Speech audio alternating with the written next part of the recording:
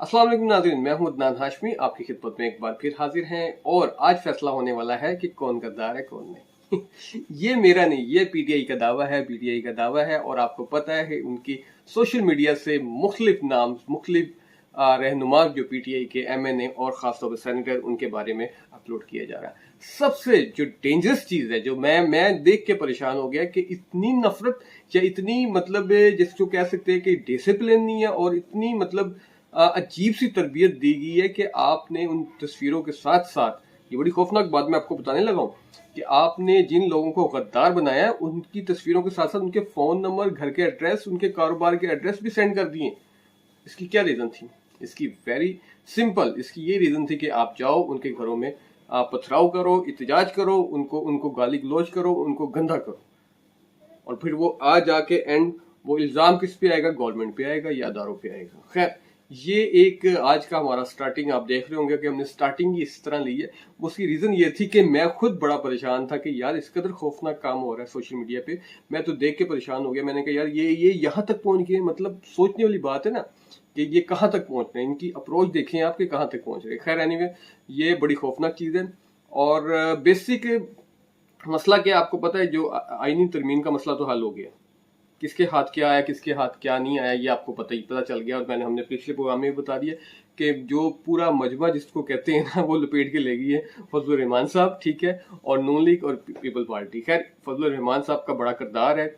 और अब वो बात, हमारी वाली बात सच हो गई कि बार बार कहा जाता था कि जी ये उनके बारे में गुन गाए जाते थे कि जी फजलुर रहमान साहब ये ग्रेट इंसान है, बड़े ज़बरदस्त इंसान है, ये है। और अब जब फैसला चेंज हुआ है तो आप देख लें कि आज सोशल मीडिया पे फजलुर रहमान साहब के बारे में क्या क्या अल्फाज यूज हो रहे हैं और कौन करवा रहे हैं, आपको ये भी पता होगा। ठीक है, मतलब वेरी सिंपल कि हम अगर आपके साथ हैं, आपकी फेवर में है, तो हम हमारे जैसा ईमानदार बंदा कोई नहीं है दुनिया में। और अगर मैं आपके साथ नहीं हूं तो मुझसे जैसा दुनिया में बुरा शख्स कोई नहीं है। ये जो मतलब तरबियत खान साहब ने पीटीआई की थी, वो अब तरबियत उनके दिमाग में, उनकी हड्डियों में, उनके ब्लड में दाखिल हो गई। वो नहीं निकल सकती, वो किसी सूरत में नहीं निकल सकती।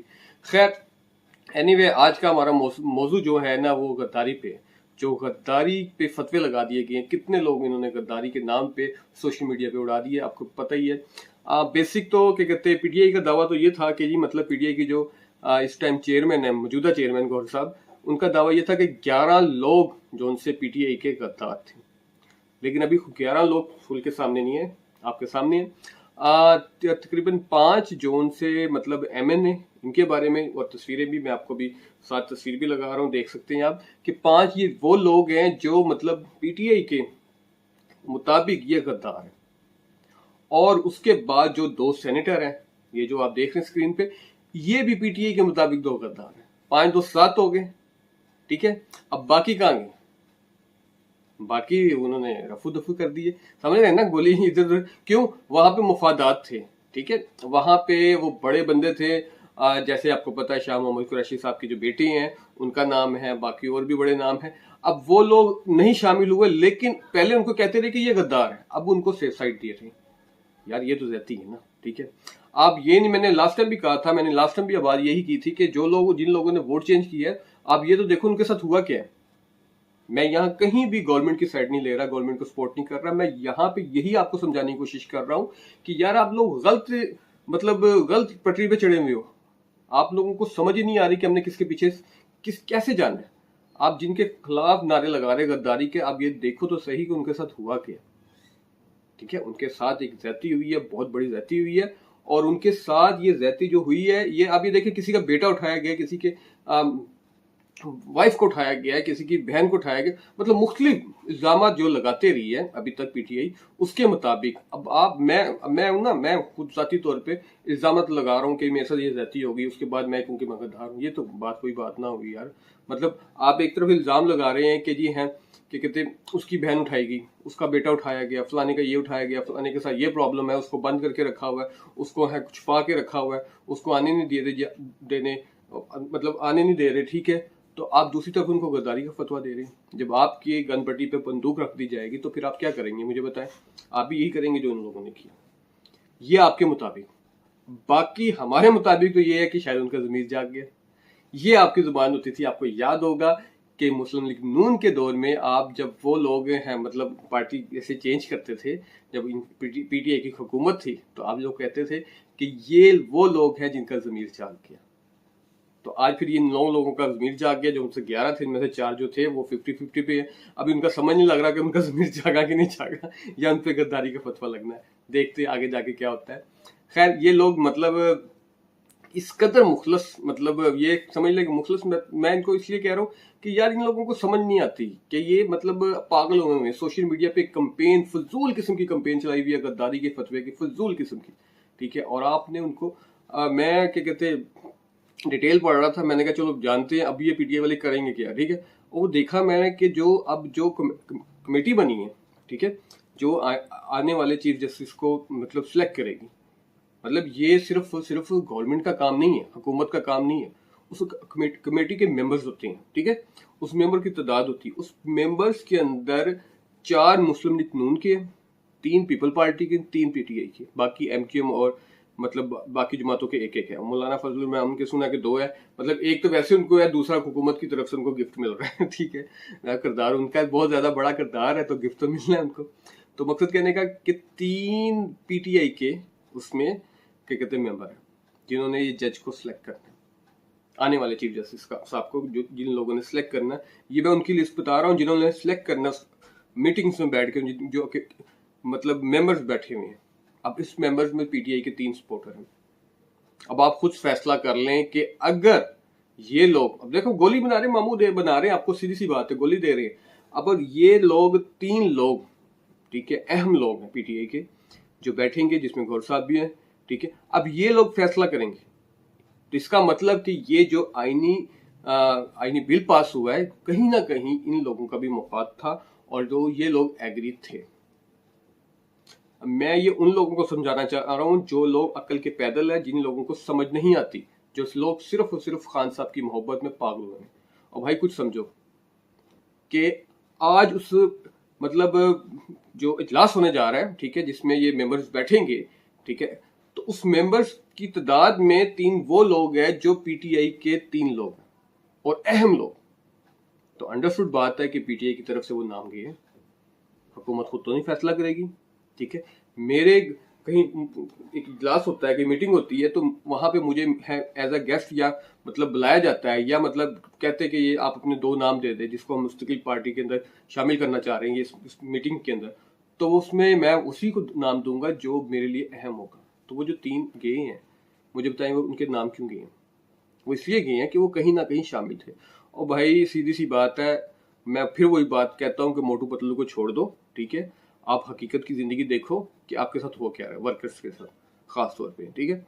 बेवकूफ बनाया जा रहा है आपको, और आपको यूज किया जा रहा है सोशल मीडिया के जरिए, और गिरफ्तार फिर आप लोग हो जाते हैं, और बेचारे वो फिर चित्र किसको पड़ते हैं? उनको तो नहीं पड़ते। वो अगर गिरफ्तार हो भी जाते हैं ना, उनको चित्र नहीं पड़ते, क्योंकि उनके पास सोर्स होते हैं, पैसा होता है, वो अंदर खाते, हर जगह तो पैसा चलता है हमारे मुल्क में, ठीक है। तो वो अंदर खाते पैसा पूसा देते हैं, अपनी जान छुड़ा देते हैं, बस बात। बैठे रहते हैं अंदर जब तक उनकी जमानत नहीं होती, लेकिन यशी कर रहे होते हैं, ठीक है, यशी कर रहे होते हैं अंदर बैठ के भी। तो मकसद कहने का कि आप लोग बेवकूफ बनते हैं, और अभी भी आपने स्टिल वो पीटीआई वालों ने, उनके लीडरान ने आपको मामू बना दिया। मैं आज शर्त कहता हूँ, मैं आज ये चैलेंज करता हूँ, मेरी बात आप लिख लें, अगर खान साहब इस मौके पे होते, खान साहब एक तो पहले तो फर्स्ट ऑफ ऑल इस पे प्रोटेस्ट करते हैं। खान साहब 100%, मैंने आपको लास्ट टाइम भी आपको कहा था कि अंदर से जो खबर आई थी, खान साहब इन पे बहुत तपे हुए थे। खान साहब ने कहा था आपसे ज्यादा बेहतर खुसरे हैं वो जिन लोगों ने एहतजाज करके अपना हक ले लिया। ये मैं आपको बहुत बड़ी खबर दे रहा हूं, और ये हकीकत बेस्ड खबर है कि खान साहब ने कहा कि आपसे बहुत बेहतर वो लोग हैं जिन लोगों ने अपना एहतजाज करके हक ले लिया। वो लोग कौन थे? खुसरे को जिक्र किया था। तो मकसद कहने का कि खान साहब आप पे बहुत तपे हुए, इस कदर तपे हुए, खान साहब गुस्से में बहुत है। खान साहब ने कहा यार तुम लोगों से कुछ भी नहीं होने वाला, ठीक है ना आप। और ये तो सच है, खान साहब ने ये भी कहा कि जी मतलब है कि मुझे बाहर निकालो, मुझे बाहर निकाल ही नहीं सकते तुम लोग, तुम लोगों से ये काम नहीं हो सकता। और मैं ये चैलेंज करता हूँ आप लोगों को, खान साहब अगर बाहर होते तो मैं देखता फिर ये क्या होता। आज पूरा रोड बंद होता, ब्लॉक होता, ठीक है, और ये आईनी तरमीम भी अगर पास होती तो किसी रीजन के पीछे होती। खान साहब कुछ लेते, लिया आपने भी है, ठीक है, लेकिन आपने दगा कर दिया खान साहब के साथ। आपने लिया सिर्फ अपने मुफाद के लिए, आपने लेके अपने घर चले गए, आपने पार्टी का नहीं लिया। जिन जिन लोगों ने इसमें हामी, अब ये 3 लोग तो अहम है ना, ठीक है, ये पार्टी का फैसला था कि ये 3 लोग जाएंगे। तो अब अगर इन 3 लोगों पे अगर खान साहब एग्री है तो फिर तो खान साहब भी कसूरवार है, मैं तो उनको भी कहूंगा। अगर खान साहब की, मैं फिर अल्फाज बोल रहा हूँ कि अगर खान साहब के इल्म में ये 3 लोग हैं कि ये 3 लोगों का नाम दे दिए और दे दो आप, ठीक है, तो फिर खान साहब भी फिर आप हाई कोर्ट में जाने का क्या फायदा, आपका सुप्रीम कोर्ट में जाने का क्या फायदा। आईनी तरमीम तो पास हो गई, फिर तो जाने का कोई फायदा ही नहीं, क्योंकि आप इस कमेटी का हिस्सा बनने जा रहे हैं, आपने नाम अपने दे दिए हैं। अब इजलास आज होता है या कल होता है, ठीक है, वो बुलाया जाता है, तो उसमें मेंबर्स में आप लोग बैठेंगे, उसमें फैसला होगा कि कौन आने वाला चीफ जस्टिस होगा, तो उसमें आप वोट डालेंगे।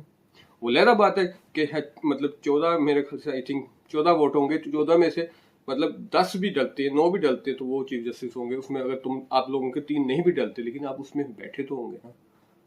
या तो आप बिल का टोटल बाइकाट करते और आप कहते कि हमारे नाम हमने नहीं देने, हम इसमें शामिल ही नहीं होना चाहते, हम सीटिंग में बैठना ही नहीं चाहते क्योंकि गैर आईनी है। लेकिन आपने प्रोटेस्ट तो कर लिया, प्रेस कॉन्फ्रेंस भी कर रहे हैं आप, लेकिन कोई ज़ाहिरी तौर पे आप लोग नजर नहीं आ रहे अपनी प्लेस पे, ठीक है। और यही वजह है कि खान साहब आपसे बहुत गुस्से में है, खान साहब भी और आपके वर्कर भी, जो सेंसिबल वर्कर है, मैं बार बार ये कहता हूँ, जो सेंसिबल वर्कर है वो बहुत गुस्से में है, बहुत नाराज है। और वो लोग उन्होंने, ठीक है, वो मतलब मैं ये नहीं कह रहा खान साहब की मकबूलियत में कमी आ गई या खान साहब का वोटर चेंज हो गया, अभी ये मैं बात नहीं कर रहा, बट वो लोग खामोश हो गए। उन्होंने कहा कि हम जब खान साहब आएंगे तब देख लेंगे। वो आपके साथ कहीं स्टैंड नहीं कर रहे। आपने पीछे प्रोटेस्ट करके देख लिया ना क्या हाल हुआ आपका। लाहौर में आपके गिनती के 10 बंदे नहीं निकले आपसे, पूरे पंजाब में गिनती के आपको 100 बंदा नहीं निकाल सके आप। तो ये आपका आलम था, ठीक है।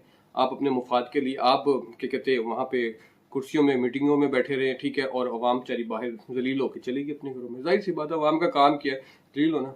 कोई नान पे आया होता है, कोई बिरयानी पे आता है, सही कहते हैं, मतलब यहाँ तक तो बात ये सही है जो पीटीआई वाले कहते हैं कि बिरयानी पे बिकते, तो बिरयानी पे सर आप भी बिकते हैं। मैं विटनेस हूँ इस चीज़ का, मैंने खुद देखा आपके जलसों में बिरयानी के डब्बे मिलते हुए, आपको कीमे वाले नान मिलते हुए। और अभी लास्ट टाइम तो वीडियो यही 5-5 हज़ार वाली है, वो भी आपको पता होगा सारा, ठीक है। अलीपुर गंडा साहब ने 5-5 हज़ार रुपया सरेआम बांटा है। तो बिकते तो सारे लोग ही, हाँ, कुछ लोग नजर आ जाते, कुछ लोग नजर नहीं आते, बस फर्क इतना है। खैर एनीवे, मतलब जो बेसिक आज का हमारा टॉपिक था कि जिन लोगों के नाम गद्दारी के फतवे लगाए जा रहे हैं, तो मैं उन लोगों को ये कहना चाहता हूँ कि ऐसे ना करें, ज्यादती ना करें।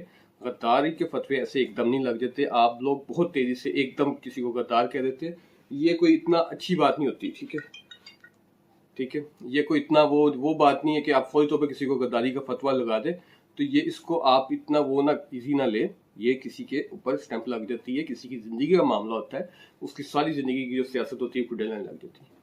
तो मैं मैंने आपको जैसे बता दिया कि उनके मुताबिक पहले तो जो पीटीआई के जो मौजूदा है चेयरमैन, उनके मुताबिक गौर साहब, उनके मुताबिक कि पहले तो 11 गद्दार थे, आज 9 साफिर, 3-4 कहाँ पे मुझे बताए, वो उन्होंने छुपा दी, ठीक। उन पे भी फतवे लगाए ना, उन पे नहीं लगाएंगे आप, मुझे पता है उन पे नहीं लगाएंगे। खैर एनीवे, क्या कहते हैं, जिन लोगों पे फतवे लग गए हैं बेचारे, वो अपनी शक्लें छुपा रहे हैं इस टाइम, मायूस हैं, परेशान हैं लेकिन अब उनका खुद कर कुछ नहीं सकते, ठीक है। हमारी इन्फॉर्मेशन के मुताबिक हम उनको कुछ नहीं कर सकते, सिर्फ आप गाली गलौज कर सकते हैं। आप उनको, क्यों, वो लोग आज़ाद थे, वो आज़ाद इलेक्शन लड़के आए थे, आप उनका नहीं कुछ कर सकते। तो खैर ये आपसे चंद बातें डिस्कस करनी थी कि जो इन लोगों ने, पीटीआई वालों ने, क्या कहते हैं, गद्दारी के फतवे लगा दिए, इस बारे में आपको बताना था, ठीक है। तो 5 एमएनए हैं और 2 बेचारे सेनेटर हैं जो बेचारे इस टाइम परेशान हैं, ठीक है। खैर जो होना था वो तो हो गया, लेकिन आप इस चीज़ को देखा करें कि लास्ट टाइम जब पीटीआई का ये इजलास हुआ था, जब पीटीआई की गवर्नमेंट थी, तो सेनेट के इजलास में क्या हुआ था, ठीक है, आपके पास गिनती के चंद वोट थे, तो आपने पेंसिल लेके आपने फतह कर ली थी। तो आपने भी अपने दौर में बड़ा कुछ किया, वो आपने रवायत डाली है, तो आज वो कंटिन्यू है, ठीक। एनीवे, खैर इसके साथ मुझे इजाज़त दें। अपने मेज़बान अदनान हाशमी को अगले प्रोग्राम में हाजिर होंगे आपकी खिदमत में। अल्लाह हाफिज़।